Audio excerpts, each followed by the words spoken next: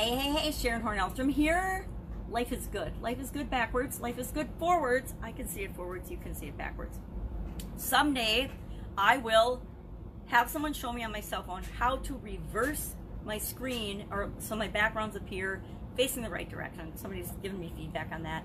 And given that I am visually impaired, it has not been a priority to figure that out. Do I think about it? Does it niggle at me in the back of my mind and bother me? Sometimes, but not often enough that I've actually made it a priority to fix. So life is still good, whether it's backwards or forwards, whether we're in a pandemic or whether we're living our everyday life. Today, I'm thinking about life throwing us curveballs, and then what do we do about it? And I say, if life throws you a curveball, get up and go. I'm actually starting, it's April 1st, 2020, and I am starting a 30-day free challenge to help people get up and go. Because every single person I know, every person I've talked to over the last several weeks is kind of been up in the air with their life and their everything, their work, their life, their businesses, their jobs, their kids at home, out of school. Everybody that I know and have talked to has been impacted by the current COVID-19 situation. And it's a huge curveball. Not that we've been misled, to throw somebody a curveball means to mislead or lie or to be surprised in an unpleasant way. And I guess a lot of us have been surprised by this pandemic in an unpleasant way. Unpleasant in that it has upended our lives and our existences, our ability and our freedom to do what we want, when we want, where we want, with whomever we want, wearing whatever we want. It's upended that. And whether you feel good or bad about that is 100% entirely up to you. But whatever you feel about it, whatever you're experiencing, at some point you have to stop, take a really big deep breath and say, okay, this has happened. I have no control over it, but I do have control over what am I going to do about it, what I can do about it, what am I going to do about it. And so I decided, since it's going to be another month, my granddaughter and I headed into this together thinking it was going to be, a couple of weeks, and we were all excited about it. Now we're still excited about it, but we've got a whole nother 30 days for sure. The president said we're tightening and we're staying at home for another 30 days. So what are we going to do with this 30 days to make sure that we are absolutely positively better off and more prepared for the world that awaits us if we're home working, or if we're home waiting, if we're home because we've lost our jobs, if we're home because we have to be with our kids, if we're home because we're just being socially responsible and taking care of not only ourselves but other people that are vulnerable.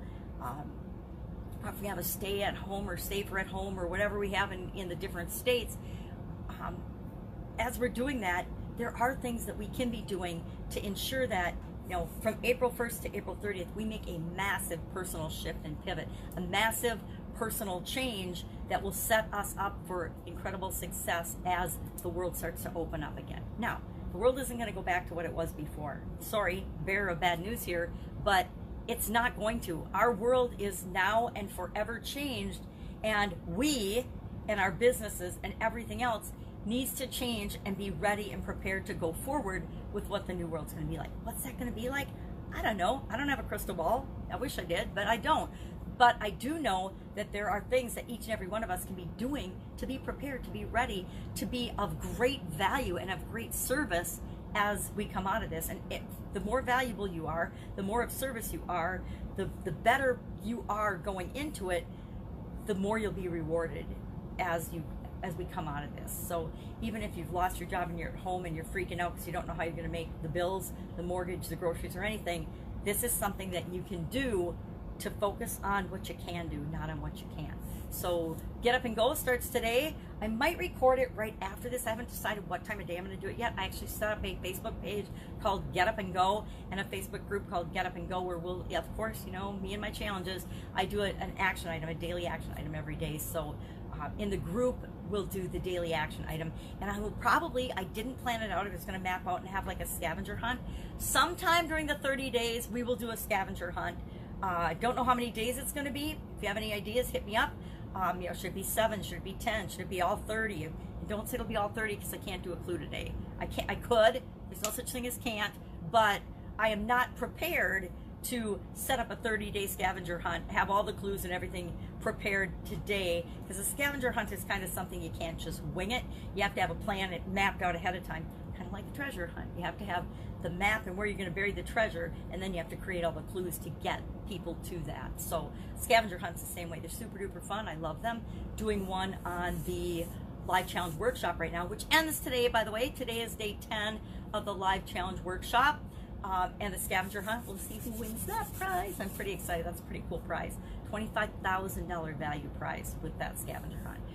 So if you want me to do a scavenger hunt, let me know that in the comments below, and then I will figure out, and I don't think it's not going to start today. I'm just going to say I'm not going to commit to having it start today, because the 4-year-old will be here soon. So I have to be a little bit realistic in my expectations of myself. So working on that. Doing the 365-day fun everyday challenge, and that was about drawing your left hand. Now, I drew my right hand yesterday. Yesterday was draw your right hand, a portrait of your right hand. Today was draw your left hand, you know. And are these silly little things? Yes, but guess what? Sometimes we need silly little things to do, or we need to think about things that we're grateful for or happy about, or remember pleasant memories. Isn't it interesting that as human beings, and I don't know if you do this, but I know I do this, it is so easy to come up with all the bad memories, the things I've failed at in the past, especially if I'm looking at doing something new. All of a sudden, I want to do something new, I get an idea, and every mistake I've ever made comes popping into my head from my subconscious as if it's a gift of all of my failures and disappointments in myself. Boom! We need to stop that nonsense and start pulling up all the amazing things that have happened to us in our life, because we've all had probably way more amazing things that have happened to us in our life, probably 10 times more good, positive, happy, amazing things that have happened in our life than bad things. So why and how do we flip that switch to have all the good things come flying into our life and into our memory and our imagination whenever we want to start doing something new, instead of negative things? Wouldn't that just up our confidence and up our ability to get things done? Of course it would, pandemic or not. So new challenge starting today, because I gotta always seem to have some challenge going on.